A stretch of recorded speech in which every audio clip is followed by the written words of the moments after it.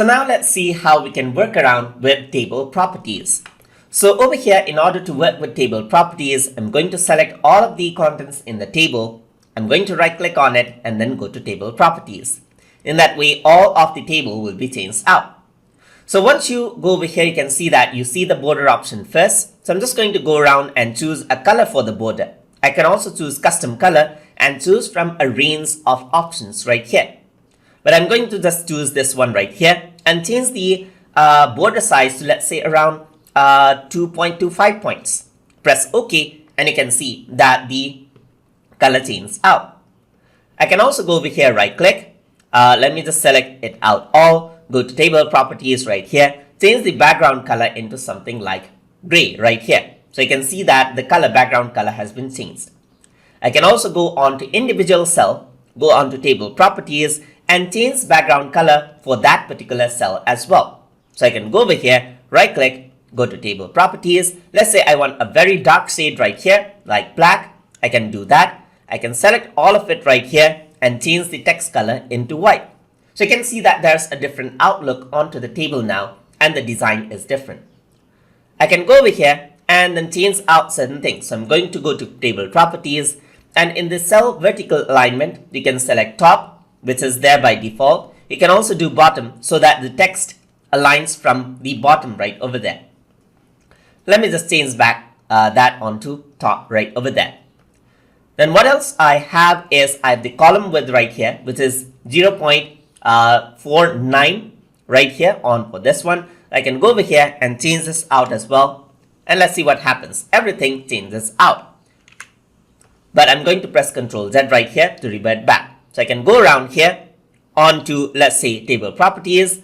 And if I were to select 0.5 right here, only this one changes out a bit. I can go over here, right click, table properties, and I can go for minimum row height. So let's say I want the minimum row height to be 1 inch. Press OK, and there's 1 inch of height, just like that, as you can see. So I can just arrange this out right over here. Let me just go to table properties right here. Get that back to 0.5, just like that. So now I'm just going to center line this, yeah, and then go on to table. There's cell padding right over here. So right now it's very subtle, but let's say I want 0.1 inch right here. So now what happens is that let me just select all and then show you how that works. Go on to table properties. I'm going to add in 0.1 over here, press OK, and there's a subtle bit of a gap right over here. But I'm going to go over here and then I'm going to go on to, let's say, table properties right here. Type in 0.5 right over here. You can see that there's 0.5 of gapping right over here, just like that. And then looking at more options, let's go to table properties again. Over here, there's table alignment now. But for this, we got to resize our table a bit. So let me just resize this out, just like that. And now you can see that the table is left aligned. But if I were to go on to table properties and then right align this, you can see that now the table is right aligned. I can also go over here and then go on to table properties, center align this as well. And now it is center aligned.